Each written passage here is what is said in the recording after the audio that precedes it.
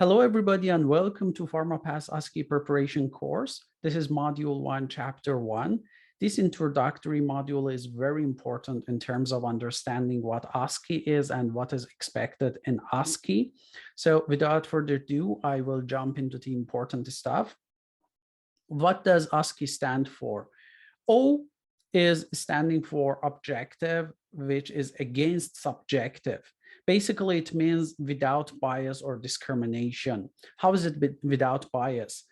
So there is an assessor inside the room who has a checklist of things that you're expected to mention. If you miss any of those parameters, you will miss a score. So you're entering, you have a suitable appearance, check. You're sitting instead of standing, it is unchecked. Was there smiling? Checked or not checked? Did the candidate ask for a pregnancy? Checked or not checked? So it is not the assessor who decides about the score. Assessor is simply in there to observe you, to watch you if you're mentioning those things or not mentioning. This is standing for objective, but although it is objective, it is not that simple, because what if you said everything right, but the assessor did not hear it or hear just half of it, or you said everything, you talked about everything comprehensively, but the way you were speaking, your accent was not really perceptible, and the assessor really did not understand what you were talking about. You're happily out of the room. I solved it. Everything was mentioned, but not a word was understandable. Or maybe your tonality, you have totally flat tone during the exam without ups and downs according to the situation. And you asked all the correct questions, but without a smile on the face or without eye contact.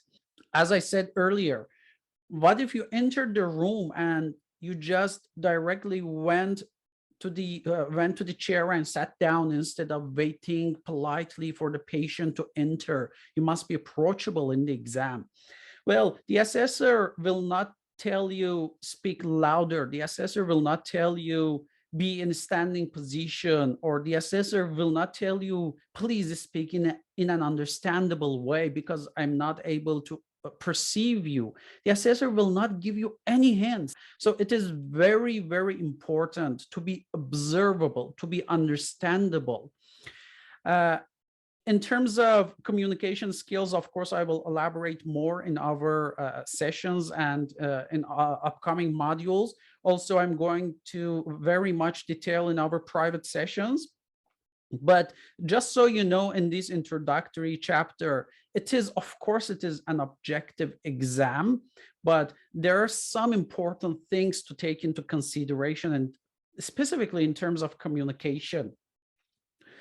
And the other thing is S. So it is OSCE, right? S is structured. It is simulated as if it is the real practice setting. Either it is a hospital, either it is a private community pharmacy, whatever it is a simulated situation. And also structured means you have to move structurally. You have to make your communication, make your treatment, make your method and strategy based on a structure, and move forward in every station based on a specific structure. And it is clinical. Most of the cases are clinical. Some of the cases are management, but they are still clinical because they happen either in pharmacy, in hospital pharmacy, or in the community pharmacy, or in whatever it is in a clinical setting, even if it is a management case. And it is examination. It is examining your clinical skills, clinical management skills, clinical knowledge skills, and clinical communication skills. The other thing is concept. So the concept is you have done EE, you have done MCQ, you have all the knowledge, you have all the theoretical knowledge. Now let's see your practical skills. So this is the main concept. you have passed MCQ, you have passed EE. Now it is the time to test you on practical knowledge and how you're going to practice in real setting.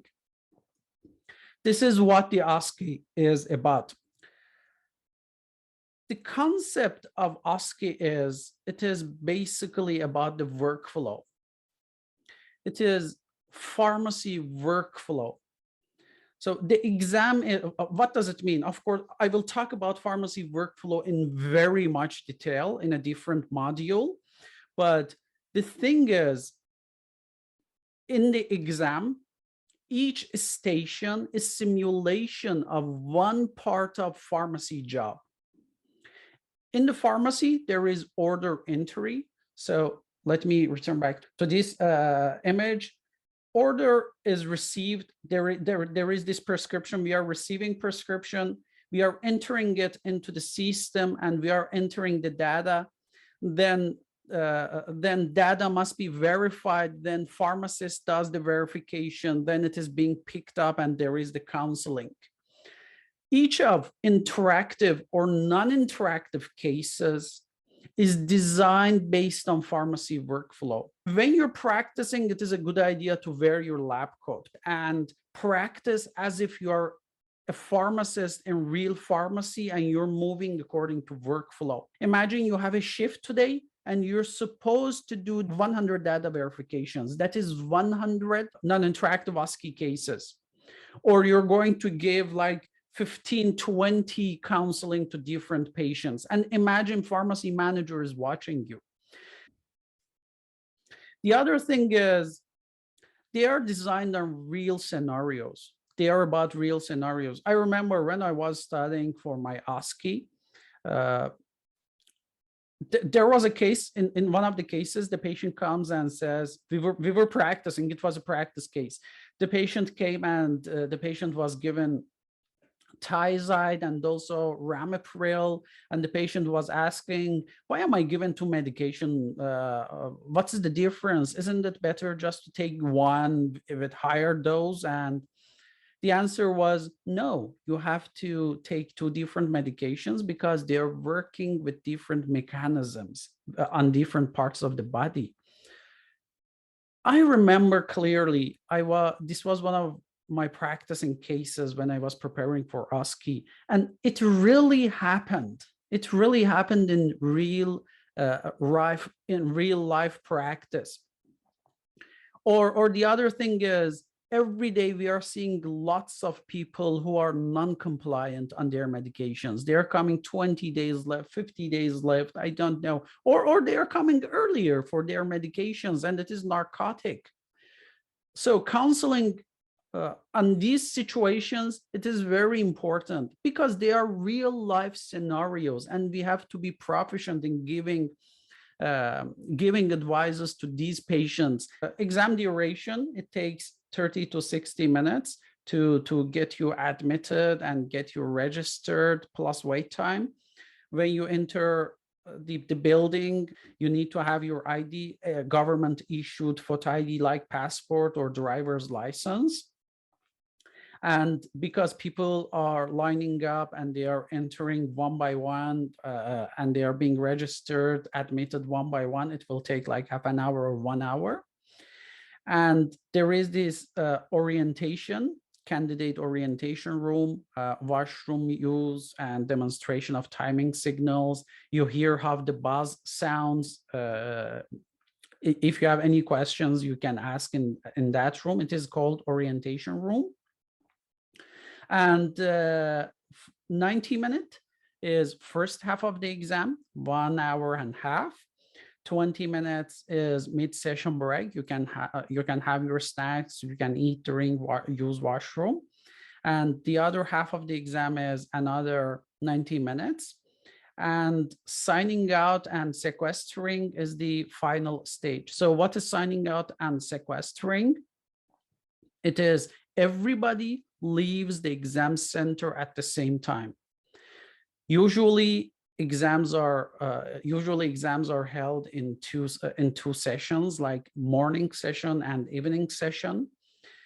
When it is morning session, it is not like somebody leaves the exam 1 hour earlier or half an hour earlier. Everybody leaves the exam at the same time, and the other candidates enter in a way that they cannot meet the previous exam takers.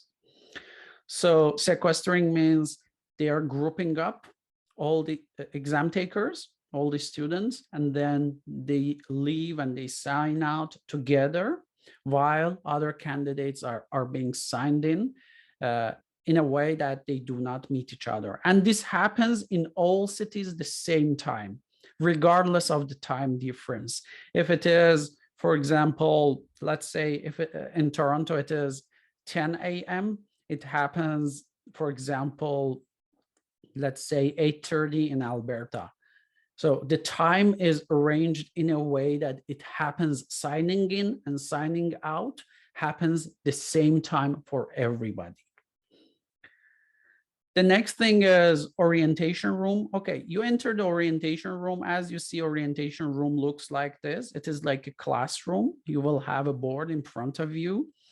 And in the orientation room, you will be provided with a large bag, with a large black bag, and you will have your name on it and a barcode on that.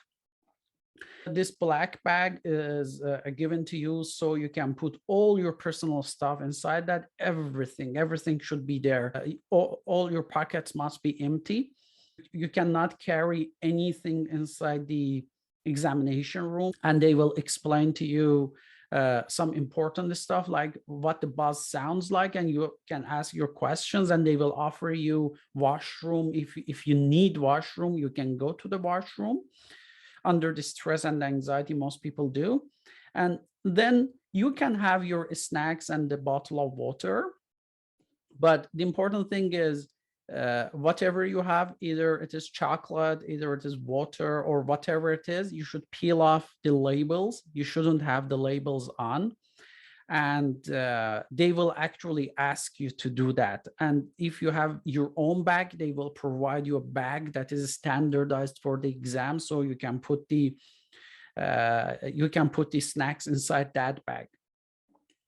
And then also they will give you a notebook, a small notebook. So the notebook is as small as what you see in the picture. It is this big. Okay, it is long, it is longer than this, it is double longer than this, but the writing area, the area you're able to write is a small area. It is important to take your notes. It is important to take your notes in a way that is efficient. So do not get used to writing long sentences because you don't have a large area, you don't have large capacity on the papers to take down these notes. It is important to prepare your acronyms in an efficient way so the notebook can be usable for you. On top of this notebook, there are these barcodes. These barcodes are supposed to be given to the assessor. In one of the stations, you're giving 2 barcodes to the assessor, and in other stations, you're giving one barcode to the assessor. And on the barcode, there is this number. This is what is given in the orientation room. I will, of course, talk more about the exam setting itself.